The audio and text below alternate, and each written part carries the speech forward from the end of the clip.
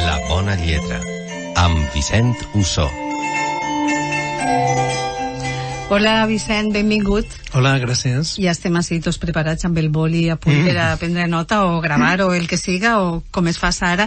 Quin tema ens proposes avui? Doncs avui m'agradaria parlar dels clàssics. Què és un clàssic, primer que res, com el podem distingir dels que no són clàssics, i si és convenient o no és convenient o val la pena llegir-los. Suposo que això ho aclarirem avui, no? Comencem per definir... Comencem per definir què és un clàssic, si es pot definir. Bé, probablement és impossible, o almenys n'hi ha tantes definicions que no sé si traurem l'aigua clara. Hi ha gent que parla de que és un llibre que viatja a través del temps, és a dir, que es pot llegir més enllà del seu temps, que conserva íntegre el missatge, etc. N'hi ha que diu que és un llibre que es pot reinterpretar en funció de diferents circumstàncies, és a dir, que s'adapta a totes les circumstàncies i en totes ens ofereix coses, ens ofereix lliçons o almenys idees. També diuen que és un llibre capaç de superar les barreres culturals, és a dir, que es gesta en una cultura però és capaç de ser ben entès en altres cultures, que plasma l'essència d'una societat, d'un grup humà determinat, i que això genera un poc com una definició del que és aquest grup. En fi, n'hi ha moltíssimes, no? Per tant, la conclusió és que no n'hi ha manera d'aclarir-ho del tot, i jo, si de cas, em quedaria en una definició molt elemental. És aquell llibre que es pot llegir més enllà de la seva època i que no el trobes desfasat, no? Però això que dic jo, per exemple, ho contradiu, o quasi ho contradiu un senyor com Mark Twain, que diu que un clàssic és un llibre que la gent elogia però no llig, per tant, un llibre que tot el món voldria haver llegit però que ningú li paga la pena fer l'esforç de llegir-lo. Per això ningú sap si és un clàssic o no. Efectivament, per ahí va. A veure, qui i com s'estableix que un llibre és un clàssic? Bé, hauríem d'acudir als especialistes, als entesos, diguem, als filòlegs, als estudiosos de la literatura, que fan una mena de cànons o de llistes de llibres que són imprescindibles.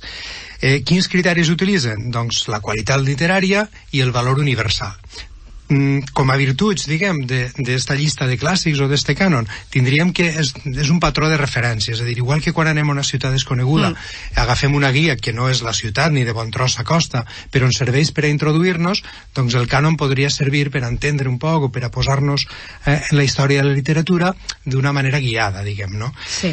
El problema és qui decideix el cànon, quins són els especialistes i qui no, com definim la qualitat literària, que és difícil de definir, i com calibrem el valor universal. Per tant, també la qüestió té diferents problemes. En quant a les crítiques que els han fet, per exemple, és que l'establissin les elits, per tant, que respon als interessos de les classes dominants i que, per tant, és un patró de referència que d'alguna manera consolida la seva visió del món. Per exemple, no inclouria un cànon a l'ús, no inclouria determinades obres transgressores que podrien tindre qualitat literària però que a les elits no els interessaria considerar, no? Diguem que fan trontollar un poc el seu esquema. Per tant, un poc seria això el que posaria en discussió tots els cànons, no? No podríem arribar a una conclusió definitiva. Amb quina definició de clàssic et quedaries tu? N'hi ha moltes i de molt diferents, però a mi m'agrada molt la que diu Jorge Luis Borges, la que escriu Jorge Luis Borges, i jo crec que val la pena que la puguem escoltar. Anem a escoltar-lo.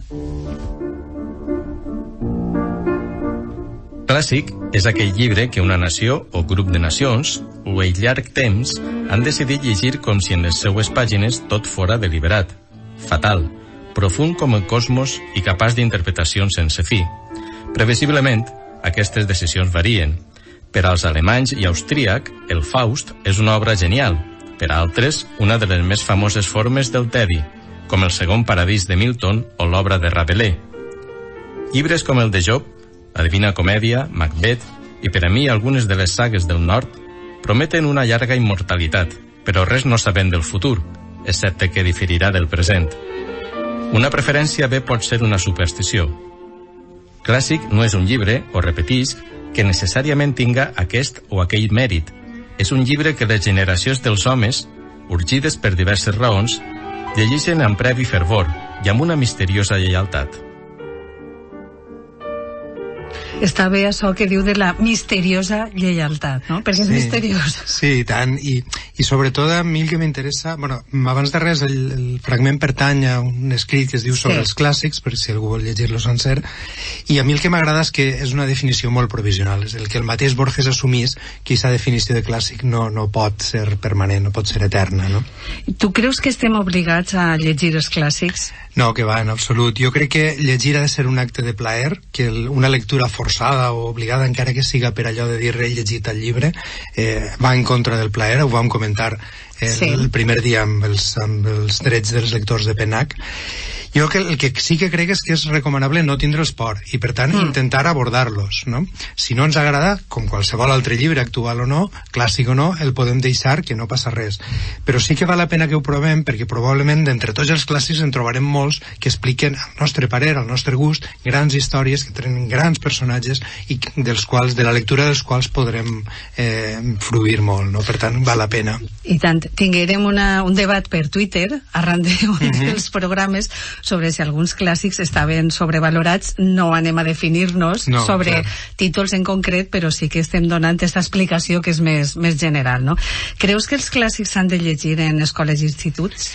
Bé, hi ha opinions a favor i opinions en contra. En contra, per exemple, un poc incideixen en la qüestió de que la lectura obligatòria és tot el contrari de la lectura per plaer, i que, per tant, difícilment un alumne agafarà afició a llegir si l'obliguen, no? Si li posen les lectures en calçadors. També diuen que els clàssics no són adequats per a aquestes franges d'edat, perquè encara no han desenvolupat les ferramentes que necessites per interpretar-los, no? I es fan una pregunta que diu que si no serà preferible que llegisquen Harry Potter amb gust que no el Tirant, el Quixot o Macbeth amb calçador, no? A contracor. Clar, els que estan a favor el que diuen és que molt probablement molts alumnes, si no els obliguen a llegir determinats clàssics, no els coneixeran mai. I també reformulen la pregunta i el que venen a dir és que probablement triar Harry Potter tampoc és una garantia de que els alumnes el llegisquen amb gust i que, per tant, estem perdent per un cantó i estem perdent per l'altre. Jo també he sentit la teoria que si comencen llegint Harry Potter tampoc assegura que després passen a altres coses. Bé, però si com a mínim assegurara una certa afició a llegir, aleshores sí que seria indiscutible, però clar, no ho podem assegurar. Total, no sabem res. No sabem res, i no podem ni tan sols assegurar que no vagin a mirar Harry Potter al Rincón del Vago. Clar. No ho hem de descartar, tampoc. Això tampoc.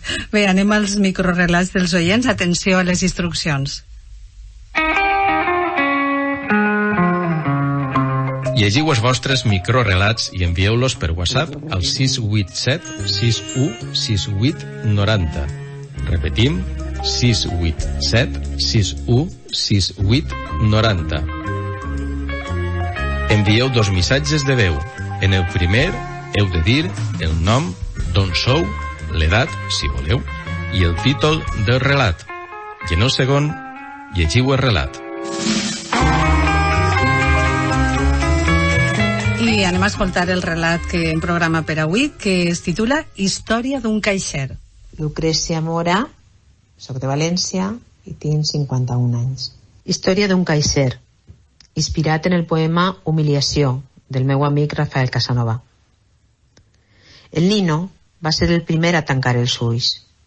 El vell observava el xiquet, enconxit, davall del cartró humit d'aquella caixa de televisió, última generació, que van deixar uns veïns del 37 abandonada al contenidor que reposava al 35. Sempre seguien el mateix ritual. Quan ja el caixer deixava d'omplir billeteres de gent anònima, entraven agafats els tres de la mà. El xiquet contava una història de dracs al nino, i el iaio, cansat, una història de temps feliços al xiquet.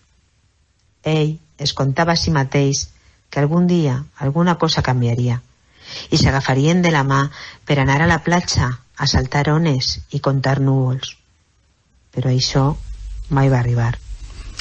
No va arribar mai. Moltes gràcies pel teu relat, Lucrècia. El que ressaltaria jo del relat és com a través de gestos, que els personatges que s'agafen les mans, etc, és capaç de ressaltar diferents valors. És a dir, no ens ho diu obertament, no? Sinó que deixa que nosaltres traguem les conclusions. I això és molt interessant. Per exemple, reivindica el valor de l'amistat, reivindica la necessitat de l'esperança per poder tirar endavant, encara que siga en una situació molt desfavorable, i reivindica la solidaritat, que és el gest d'aquest d'agafar-se de les mans els protagonistes del relat. I hi ha alguns detallers també que són especialment interessants perquè també contraposen situacions. Per exemple, la pobresa que està reflexant que en contraposició al cartó, que és d'una televisió que no és sols una televisió, sinó que a més és d'última generació. I això marca aquest contrast tan important entre dos maneres de viure que estan a pocs metres de distància, no? I finalment m'ha cridat molt l'atenció una qüestió, i és que els personatges mantenen un bri d'esperança, dona la sensació, però el narrador no en té gens i ens afona directament totes les esperances que han pogut anar alimentant, no? Sí, així n'ha sigut. Al final ens hem quedat dient, pensaven que acabaria millor la història, però no ha acabat. Anem ara a la cançó literària de Wig, que sempre posem un tema musical per a tancar la bona lletra, i el títol és Crònica d'una mort anunciada. I això sí que serà un clàssic. Això, evidentment, és un clàssic dels grans. No en extensió, però sí en mèrits. Ahí sí que podem donar una resposta clara i afirmativa. Doncs, Crònica d'una mort anunciada, del Diluvi.